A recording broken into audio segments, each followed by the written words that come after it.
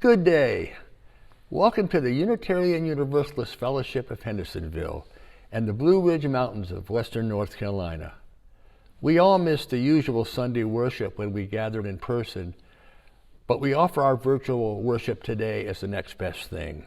My name is Chuck Elston, and I'll be your worship associate for the service today.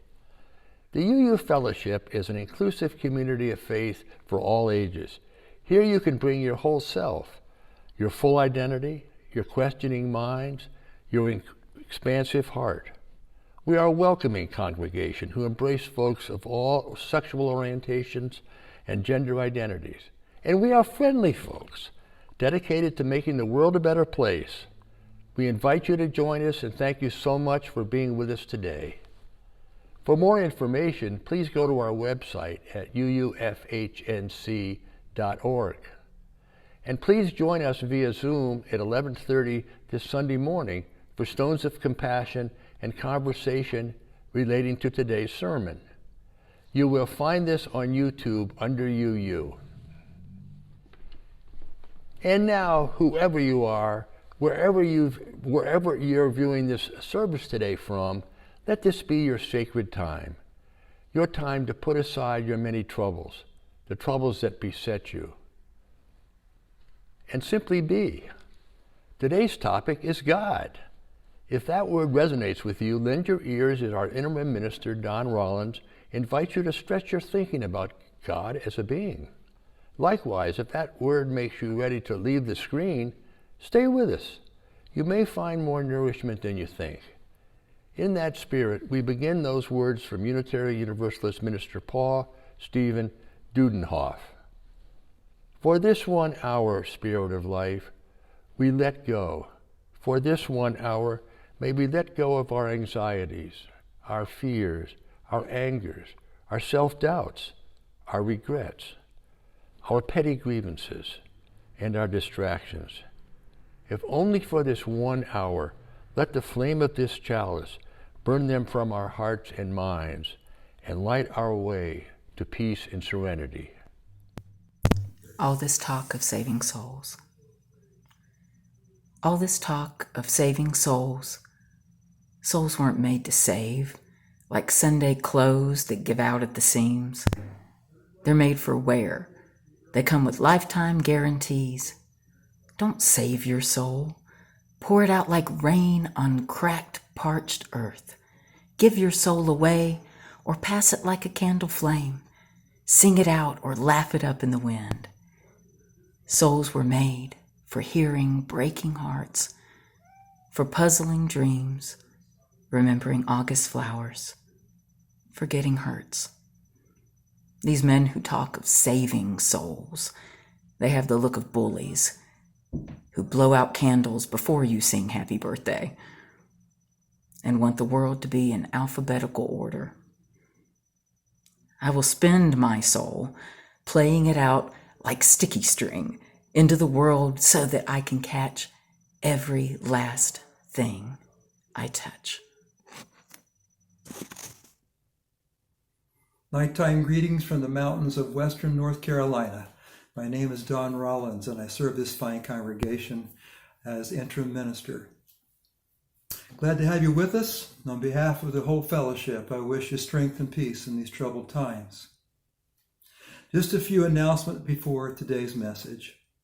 The transition team and I will be offering twice monthly online sessions in support of our interim ministry work. We'll use a Zoom format to talk about such topics as leadership, living in covenant, governance, interim ministry, etc. It won't be nearly as boring as you might think. Starting with this Tuesday the 6th, the sessions are planned for the second and fourth Tuesdays of each month. We'll begin at 7 p.m. and finish no later than 8:30. So look for the Zoom link, the meeting ID, and the password in your inbox the day before each session. And if you want more details on this, visit the UUFH website, click on News and Gatherings, then Learning and Sharing Circles. Number 2, like many UU congregations at this point of the pandemic, our online services remain a work in progress. Starting in November, I'll be experimenting with a blend of recorded and live segments from my services. Details to follow. Just wanted to let you know that the sermon part will be live at 10:30 a.m. It will be interactive. And lastly, even if you won't be joining us for the Stones of Compassion and Beloved Conversations at 11:30 a.m. Eastern, here are the questions we'll be using to guide our discussion. Number 1, does the word concept God have any meaning for you? Let us know why not, or maybe. Number 2, monotheism, belief in one God, has been a force for profound evil and profound good. Are there examples that stand out to you, and what has been their impact on the world? Let's move along. It seems clergy across religious traditions are trying to figure out our roles these days. How much to focus on the ills of the day? How much to offer comfort? How much plain old diversion do our folks need to just get through the day? Today's message, one of my favorite stories really from ministry, is the second installment of a 3-part series on Unitarian Universalist history and theology in practice. We started off with universalism. We'll wrap up with the theology of evil in early November. And in between is this true tale, what I hope will be relevant in the face of the world's ills. I hope it will offer some comfort to those of you who are feeling disconnected from life and evoke a laugh or two along the way. So let me tell you the story of how a small group of folks decided they needed a new God. You once told me you believed in God. The old man waved his hand. Maybe, he said. I got no reason to think he believes in me. Oh, I'd like to see him for a minute if I could. What would you say to him? Well, I think I'd just tell him. I'd say, wait a minute. Wait just 1 minute before you start in on me. Before you say anything. There's just one thing I'm going to ask him. What did you have me in that crap game down there for anyway? I couldn't put any of it together. Sutri smiled. What do you think he'll say? The rag picker just spat and he wiped his mouth. I don't believe he can answer it, he said, because I don't believe there is an answer. If you're looking for an in the trenches, postmodern look at God in the 21st century, you need look no further than Cormac McCarthy's Rag Picker from his 1950s era novel Sutri. Crusty, insolent, and more than a slightly bitter toward a deity that shoots craps with human lives. He's the perfect combination of theology and skepticism. And that Rag Picker was the real deal.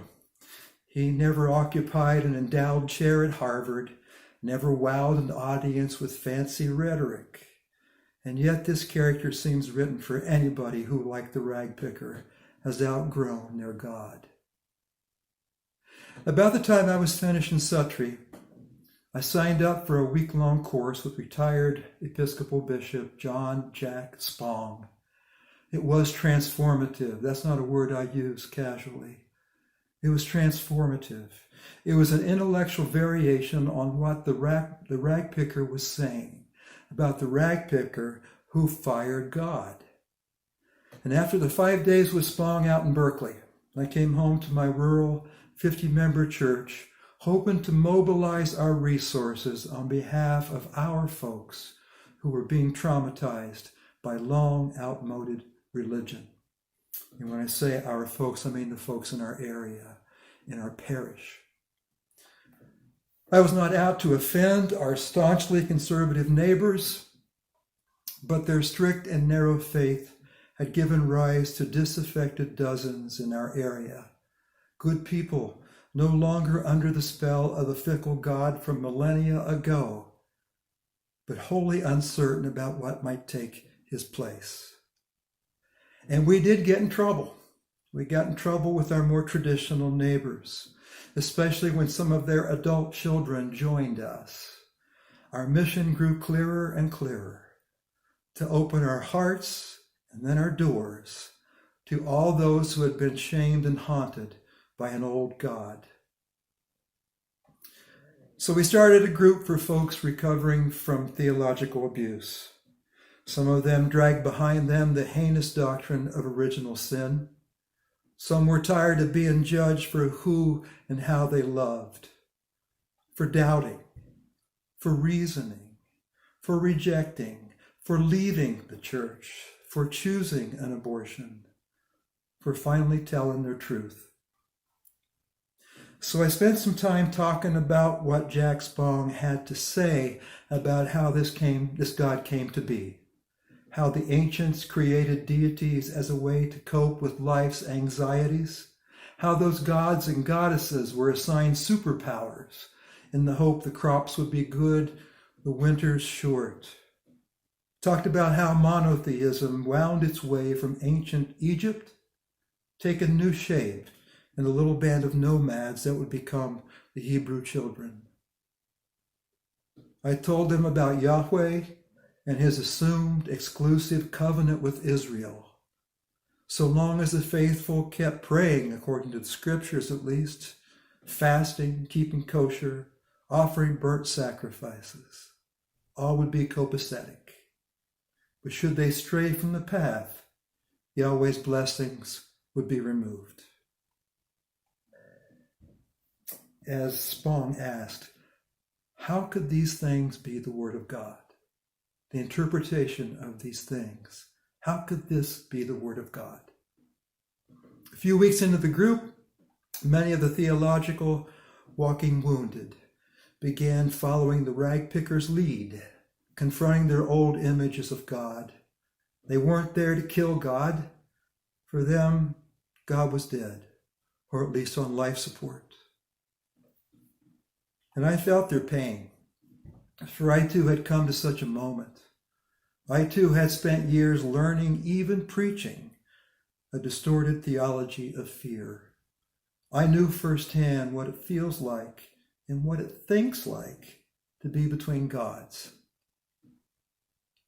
I particularly recall a session built around a thinking question.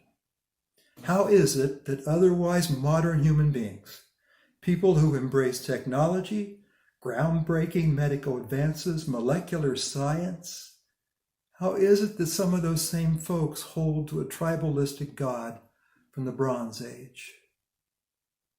So we gathered to give and receive comfort in the wake of the harmful religions that brought us to that moment. But we had also begun thinking, not just feeling our way out of toxic theism. Next, we stayed with the thinking thing. We borrowed an article from an article that appeared in Progressive Populist. By the way, I write for that paper. Earlier appeared in Progressive Populist from Lutheran pastor and writer Alan Brill. Brill likewise called for letting go of a vengeance deity. No more God, the bloodthirsty commander-in-chief. No more God, the sexual prude. No more God, the fairy godmother. And no more God, the get-out-of-jail-free card. Brill's article connected with many in that group. It gave them one more way to call out the judgmental God, a God only those of us who have experienced it can truly understand. The group kept going, but the dynamic slowly shifted from anger and grief to perspective and acceptance. And so we planned. We planned a memorial service for God and a birthday party for God. And you know, because lighter spirits have bandwidth for things like joy and play and, yes, outright silliness, it was decided the group and I would do a service on all this. So come one spring Sunday, we began the first part, memorial service, by singing some old hymns with the old lyrics, including a bittersweet, dirge-like rendition of Faith of Our Fathers. We read passages about the old God from old versions of the Hebrew and Christian scriptures. We held a brief communion with the old words and the old way.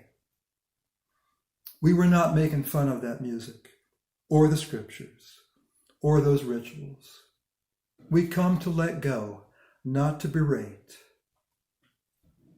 So there were tears as we said goodbye to the God images behind these things, images some of us had relied upon since childhood. And so we shared some gentle laughs as we called aloud the good things that the old God had sent our way. The score was never lopsided. There were some good times. And then after some silence and some knowing smiles, a low-key party broke out. I began that part of the service by leading the assembled through, for no apparent reason other than the pianist demanded, always look on the bright side of life. And next I shared a homily with one of the members of the group. Our message was straightforward. The guest of honor, the new God, had not only arrived, but had been present throughout the service, indeed, present since the dawn of time. For that was God, the energy that courses through all that lives, God that makes God's self known in what progressive theologians have called, of course, that creative exchange. I told my folks that what Spong calls the God experience is something present and transcendent, holy and profane, quiet and loud. This new God is Annie Dillard's cosmic comedian, waiting for us to show up, refusing to play to an empty house. This is the God of pure energy, the God freed from the bonds of concrete thinking. We are then vessels for this Spirit, God, whatever, that heals us and fills us and connects us. Next, my co-leader, a rationalist, made it real. God talk is not for everybody. She could think of at least 10 good reasons not to use the word God other than to cuss, which, by the way, I knew was an art form for some of the assembled. She was right up front about how the layers of literalism have rendered God useless or worse for the many. And the point of our service was to offer up a path of redemption, not for us, for God. Then I was back to the party. We sang a couple of rounds of number 389, Gathered Here. We sang full bore the invocation of things like mystery and power and a spirit that draws near. We knew we were singing about our version of God. So I gave the benediction, borrowed from one of John Spong's books. Then the pianist gave the intro to Happy Birthday in the key of E. It may have been the first and only time religious liberals rose in body or in spirit to sing Happy Birthday to something they can't even see. And then the kids materialized from their classes, followed the smell of birthday cake to catch a good sugar and chocolate buzz. Folks, I know it all sounds warm and fuzzy. It more or less went down that way. But that was a decade ago. Being silly was easier back then, at least for those of us who enjoy privilege. No daily virus death counts, no quarantines, less political chaos. But whether you're fed by the notion of God as pure and holy connection, whether you find everything I just said to be completely blasphemous, or like the rag picker, maybe you gave up on God talk years ago. No matter. It's up to you and it's up to me to keep this hot mess of a moment from diminishing our humanity. For if we surrender that humanity, will we not have surrendered our connection to ultimate meaning? So good folk in Hendersonville and beyond, when your inner and your outer skies turn threatening, I want you to remember the little gaggle of religious seekers that proclaim the death of God and the birth of God, and in the process were a source for healing. Thank you for letting me walk you down memory lane. As always, I hope our services are a source for thinking, laughing, and learning. Once again, thank you for visiting us. We hope you feel as blessed to view this week's service as we do to offer it. We go forward into the new week with those familiar words from the late Unitarian minister John James Holmes. When I say God, it is poetry, not theology. Nothing that any theologian has ever written about God has helped me much, but everything that poets have written about flowers and birds and skies and seas and saviors of the race and God, whoever that may be, has at one time or another reached my soul. Theologians gather dust on my bookshelves, but the poets are stained with my fingers and blotted with my tears.